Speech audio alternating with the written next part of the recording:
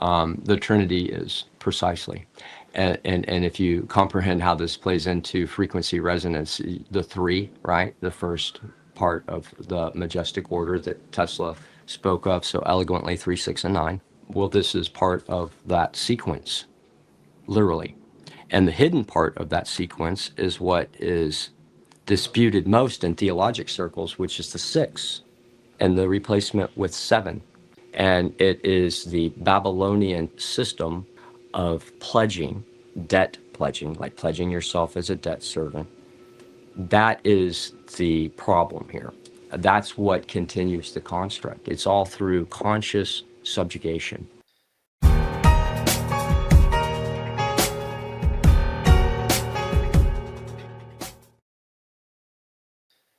Good afternoon, everyone. Thanks for joining me. I have someone very special today to talk about time construct of space and how words are defining our reality. So it's going to be a great conversation, especially talking about geospatial dominance, your bended reality.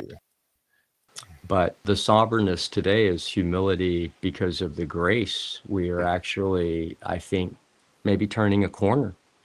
It's possible. It depends on how the magnetic field is allowing people's perception to change, but how that change in perception is allowed to be viewed as change.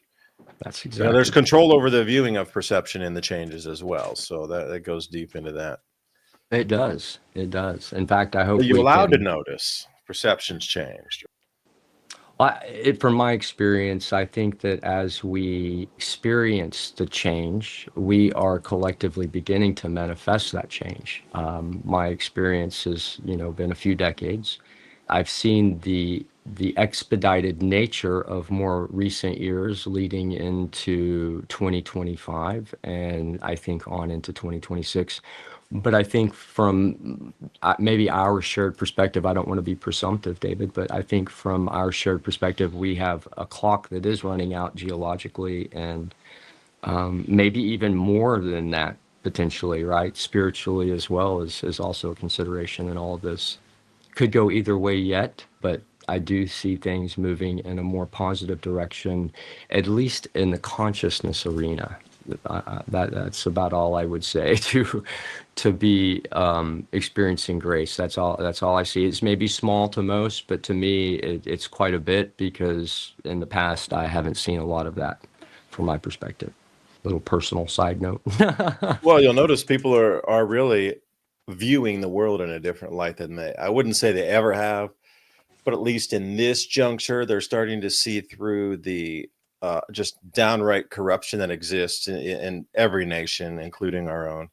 Yeah. People are starting to see the evil for what it is in those entities inside the people we consider higher levels of operation in the society, with greater levels of being able to access wealth. They're starting to see people who are running companies and these intertwining of companies, all with the darkness in them. They're starting to notice when they didn't before, or maybe they did before, but things were just so smooth that everybody turned a blind eye. But we've come off the smoothness curve into a rough, bumpy country road versus a German superhighway. That level of, I can accept it because things are smooth, but now things are moving in a different direction, and perhaps people are just more agitated and willing to speak out about it, because that status quo, if you guarantee us a acceptable, comfortable life, that comfort that put everybody into this position is now no longer, the contract's no longer valid because it's no longer comfortable. So people are starting to speak out against it. No, I think you're very accurate in your assessment. In fact, as you know, David, the reason I'm here as a mystery guest is because of the circles I travel in. I want to be forthright in our conversation. I think it's very important for people to hear the truth of the matter. And over, the course of more recent years, I'd say not quite a decade, I've been able to work my way into a position in our nation as someone who's relied on to create legislative initiatives. I've written several acts that have become law now, and I've been able to pull together specialists in varying fields so that I can address the situations from a more realistic viewpoint than what agency typically presents to the public through the controlled media, as you well know. A huge challenge with our modern food system is that it's devoid of critical enzymes found in raw whole foods. Destroyed by poor agricultural practices, over-processing, and cooking, our foods simply don't deliver the enzymes and nutrients our bodies need for optimized health. This imposes a much heavier burden on our bodies to replace the enzymes missing from our foods, depleting the enzyme potential of the body, weakening immune function, metabolism, and overall health. The good news? Patent-pending Ensorb addresses this problem head-on. Ensorb uses VNI's proprietary proteasome absorption technology to rapidly deliver the metabolically activated multi-enzyme complex directly into your blood. What can Ensorb do for you? How about unsurpassed, enhanced digestion of your foods, improved gastrointestinal function, improved immune function, strengthened metabolism for improved overall energy and vitality? And it does it all with its proprietary technology that can enhance bioavailability and absorption. Head over to vni.life/civilization or click on that link in the description box below. Takes you directly to the Ensorb page. When was the last time you could trust your gut? So, I see that in the election cycles, what has happened is that people are starting to vote again. Voter confidence came up with this last presidential election cycle. And so different people are getting into office right now. And the conversations that used to be hard, like geospatial engineering, weather modification to be more specific, and the corruption within the bar, the American Bar Association, and how it has been allowed to corrupt and disenfranchise people from actual justice through covert means, if you will. These things are actually open table conversations currently. Now, of course, there's still kickback, like with legislative issues. I can say let's just use the geospatial engineer space for the example here. Whenever the act that was created came before this legislative body, it had to go to the governor for enforcement, of course. And in order to get there, the conversations had to be had with his committee, and that included the Attorney General and the Chief Law Enforcement Officer for the state. And their concern was that their jurisdiction ended at 500 feet. Now, I don't know if that resonates with people in your audience, but I want to explain that from a lawmaker's position, to be concerned about something so minuscule when whatever is happening above is falling down on the environment below, in many cases, how does one see their limitation in 500 foot of jurisdiction as the problem with investigation and enforcement protocols, especially when they have representatives from the Federal Avionics Administration there as assistants? Because you're talking about the highest law enforcement officials in the land, the people that are tasked with the direct protection of the people, that cannot see that they have jurisdiction and the assistance of the Federal Avionics Administration to assist them in the enforcement. And the governor, through executive order, has what? The Air National Guard. So what is the issue here for enforcement? Well, it's paid opposition, and that is starting to slowly turn bit by bit, and we're making headway. Many of the states have actually adopted geoengineering legislation, and now some of them are even moving into the enforcement phase, as Florida has exemplified with the Attorney General addressing that it will not be happening through private or public airfields in their state. Now, the big question is, will he use the FAA to help him to determine if someone else is still spraying, right? I mean, these are the real questions that will have to be answered by their actions. Like, people's words are cheap nowadays, as you well know, David. What's the altitude dispersal that you're talking about here? Are we somewhere at sub 20,000 feet, or are we above 40,000 feet? I mean, which... It varies depending on the activity. So cloud seeding activity, of course, takes place at a lower altitude, obviously, because you want to have the impact and effect in the lower atmosphere. Whereas when you're talking about chemical dispersal for What I believe to actually be something not what people think, and I'll share in a moment, what you're doing is you're interfering with or creating more signal amplitude or degradation, and potentially blocking certain types of radiation from entering because pollutants may have done a little more damage than has been alluded to by agency, if you will. Yeah, I would go into that and say, when I first started the Adapt 2030 channel, I was speaking with a few people, and they were saying that geoengineering, another layer of that that's not really easily consumable for the public, is cosmic radiation management, where these galactic cosmic rays coming in are going to and have been creating more cloud cover, rainfall events. And it was found out through Heinrich Svensmark and the cloud mystery and doing all the experimentation in the cloud chambers that these cosmic rays have a cloud building and rain building effect of 7x, like really a 7 times more intensity than was previously known. But Heinrich was the first one that came out and started to prove all this, and then had his funding removed, et cetera, for showing such a bad side of things. But that whole cosmic radiation management, in that, for what you're talking about, radiation mitigation there versus just building or dispersal of clouds. We're talking literally about nanoparticulate metals to take the charge away from an inbound cosmic ray. Right. So it will not build a cloud further down in the atmosphere and create biblical floods every That's exactly single correct. storm. Yeah. Or completely destroy our infrastructure. Also, there's several types of solar radiation that can have differing effects. So yeah, you're spot on.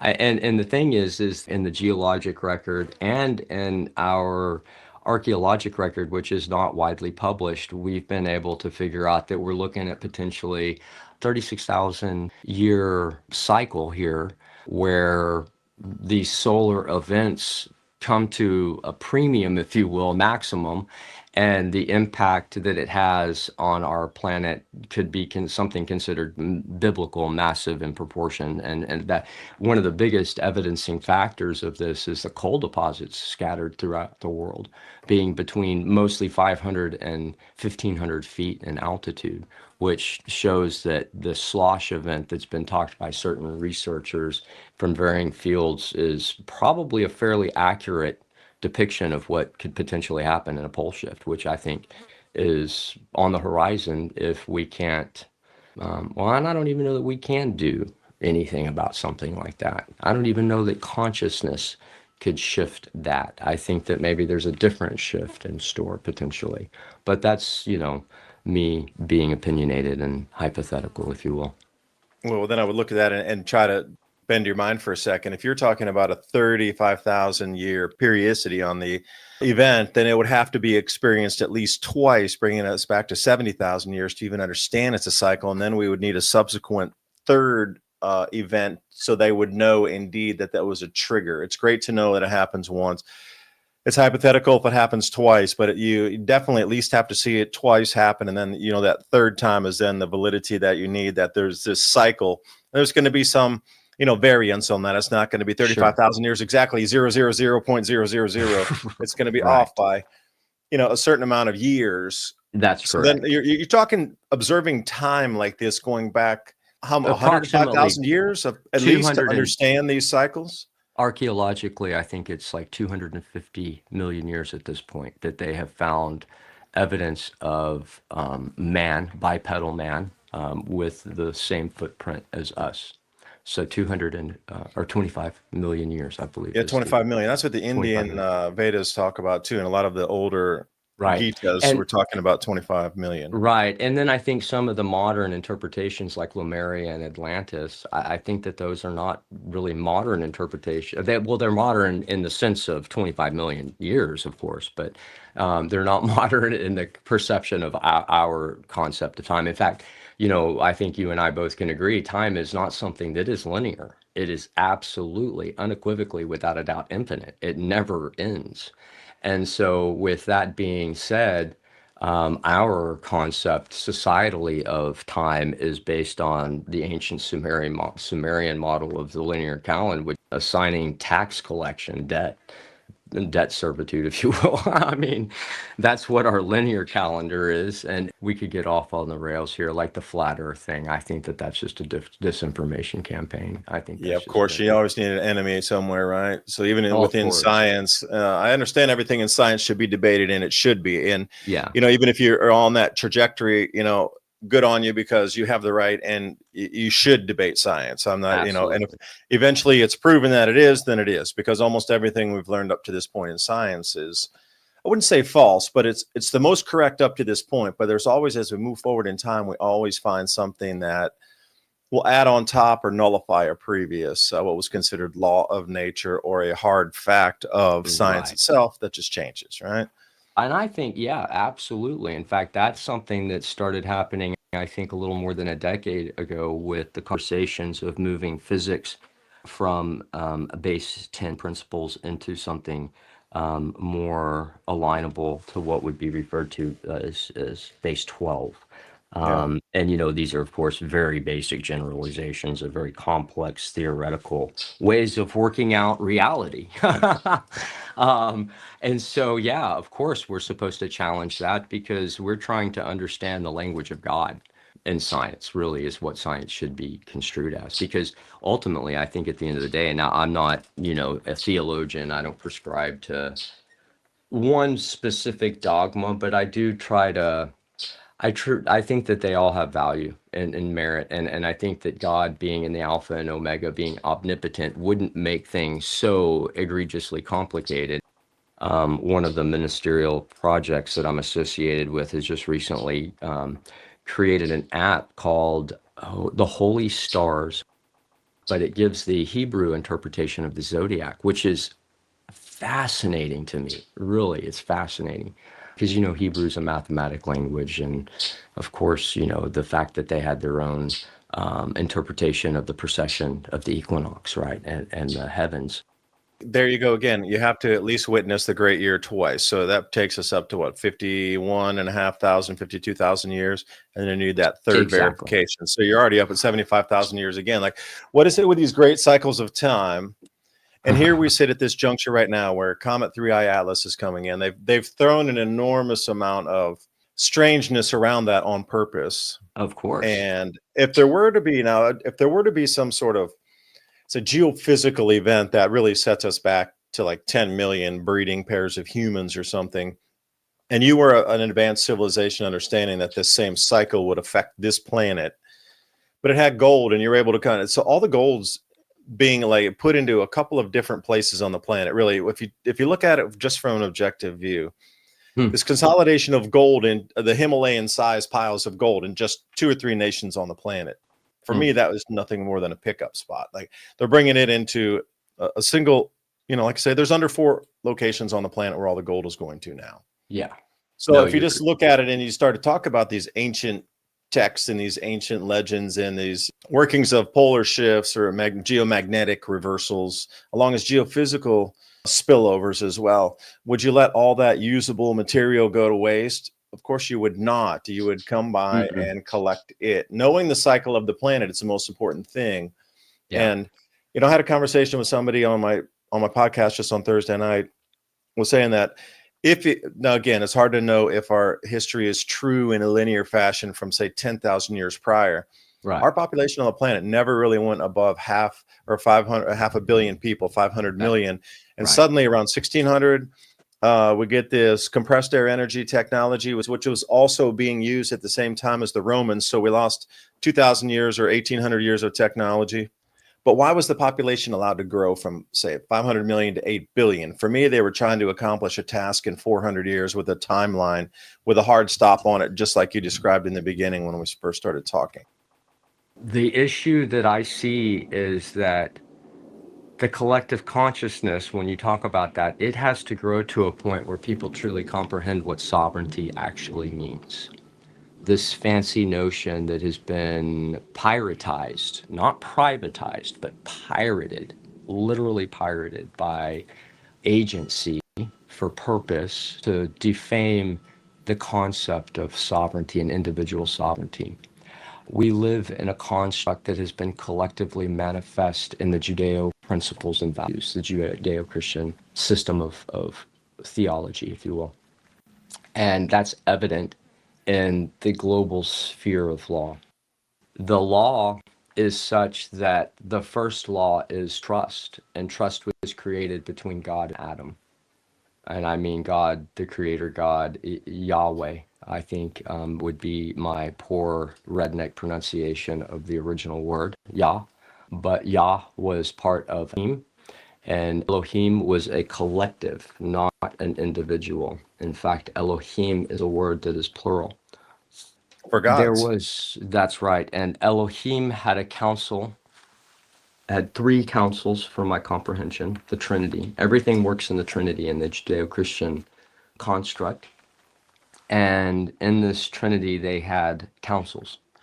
One of those councils was referred to in the Judeo-Christian context as so in the context of the Judeo-Christian Trinity, there is an alignment here, right? And it actually is the first secret of creation. That's what Genesis is about, as the creation of time, space, and plane. And time, space, and plane was written about as something being called Eden. And God put Adam, Eden, and Adam was the first man. Now, in reference of time, like historically, that what we can perceive because of the linear time frame here we're dealing with, which is just ridiculous. So we're kind of guessing, to be honest, that Adam was put on a planet as a man, isolated from what was referred to biblically as mammon, otherwise known as human, which, if you break down the etymology of these words, you can see quite clearly the word art that has taken place, which is actually more of this deep conversation that we can continue on if you'd like. But the point here is that the first law was created between God and Adam, and it was trust. God entrusted Adam with the garden and with the law. And then God blessed Adam with a helpmate, an equal, to create a coupling. Coupling meaning closer to divinity. And individually, you have a divine path. It's again the Trinity. Like it's repeated over and over and over and over and over and over and over and over again in the Scripture from start to end. The Trinity is precisely. And if you comprehend how this plays into frequency resonance, the three, right? The first part of the majestic order that Tesla spoke of so eloquently, 3, 6, and 9. Well, this is part of that sequence, literally. And the hidden part of that sequence is what is disputed most in theologic circles, which is the 6 and the replacement with 7. Very interesting conversation to have with theologians. In fact, it's one of the ones I enjoy most when you get them to drink a little bit. Oh my goodness, they'll get fiery about this one, David. I don't want to be offensive to anyone, but I believe that God, the Judeo-Christian God that has been collectively manifested here in this reality, which is what is referred to as Yahweh and the Elohim, that if you were going to put a story out for man, the last place you would do it would be through man's hand. I mean, the dichotomy of just that alone how could people ignore that fallacy just in their mind? Like, how do you look at yourself in the mirror with people telling you that and you agreeing? Right, just my personal opinion. I'm not trying to pass judgment. It's all pretty damn confusing, honestly, and nobody's really meant to know. We're just all taking shots in the dark here from our experience. So. Well, if you could deconstruct your physical flesh and see yourself as an energy body only, and then that frequency and vibration. Again, talking about Genesis, if you do want to stem back to Genesis, and the word was the utterance, right? So the utterance came first. So the vibration was first. If you're going to take it literally on like a linear fashion, what was there? First, there was an utterance of the word, which is the vibration, and then light. That's the frequency. There is an actual contextual first step, second step, third step to creating physical third dimensional matter and space in itself. Well, precisely. This, again, the reason I relish our conversations, David. So, yeah, it's a very simple concept, right? It's really not rocket science. And if you wanted to control the masses, well, what would you do?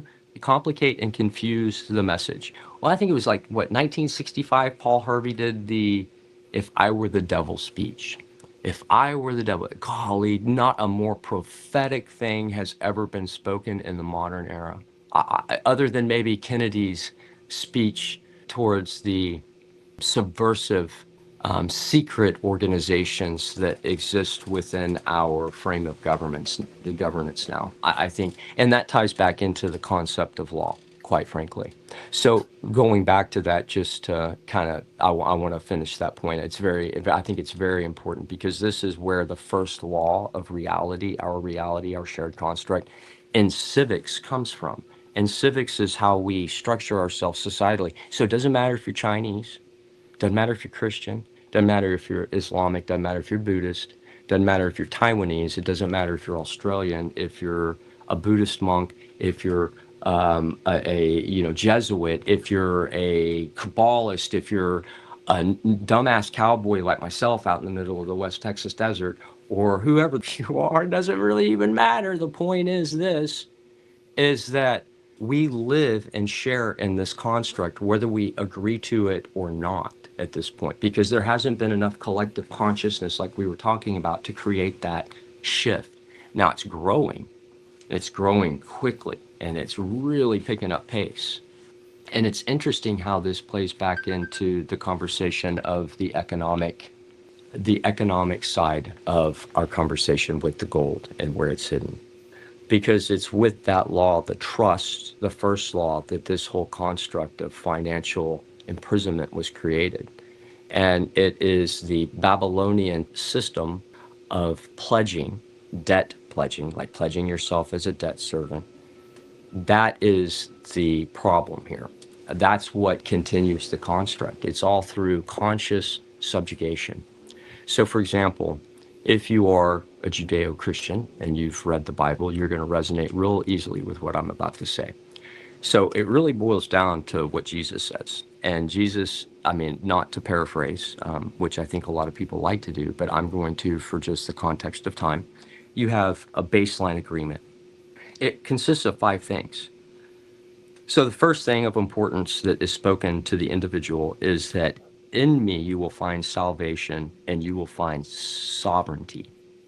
Because the only sovereignty that's ever spoken about is from the Judeo-Christian concept when it comes to the concept of sovereignty in regards to royalty or individual or national, which was the original context of the word. Now, today we add in all kinds of crap to that meaning, but the reality is just that, the Trinity right there, right? It's, again, the Trinity of the law. It's so beautiful. That's been manipulated through the use of what is referred to as legalese, or what I call lovingly dog Latin. I think it's been referred to that a few times in history by its creators, actually. But its purpose, English was created as a very creative language, as an artful language. In fact, it's the only artful language after the languages were confused. And God never fixed that. And the language became English, which is the language of lie. In fact, legalese is literally to speak with a forked tongue, for example. That's how statutory systems are formed. All statutory systems, by the creation of their own language. In this country, it's referenced through Black's Law, which is a last I checked, 9-volume set. That has not changed, by the way, and these same reference of words have been in Black's Law for how many hundreds of years. That has not changed. So these words in the legalese do not change as other words change through like modern lexicon that bends and morphs. Exactly. In fact, they even use word art to the extent of something called paraphrase syntax. I'd like to say it goes back to our very conception.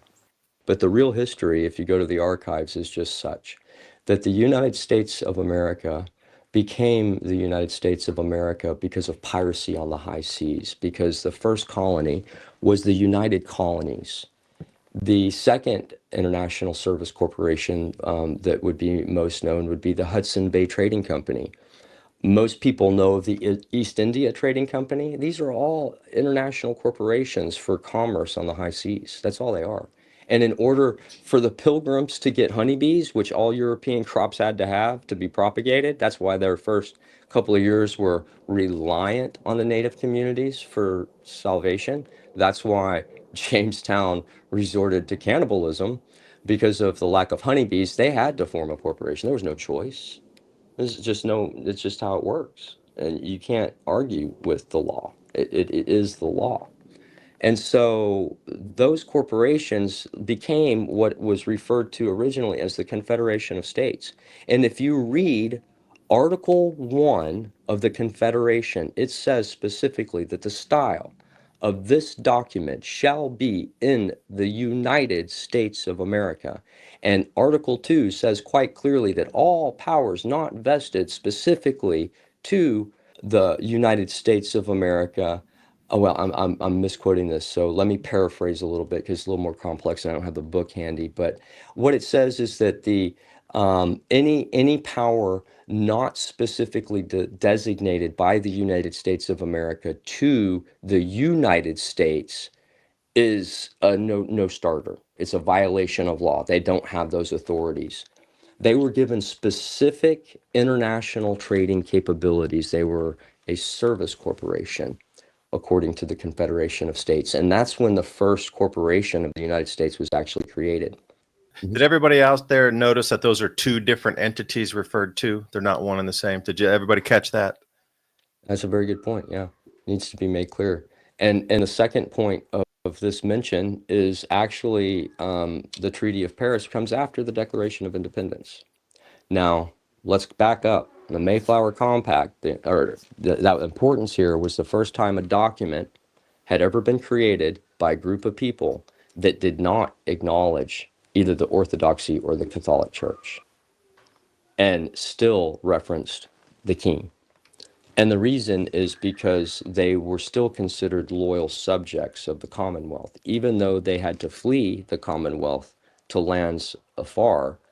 They still considered themselves to be loyal subjects of the king. So, without trying to go to war, they created the very first social compact of liberty and freedom in the world that is on the linear calendar that we know of. That was the most important thing that had ever happened in the history of mankind, because it was the first time separation was accepted. That's why they were colonies instead of becoming states right away. They had to work themselves into that position. They knew the direction they were going as a collective. There was only one option to them because they were practicing Calvinists.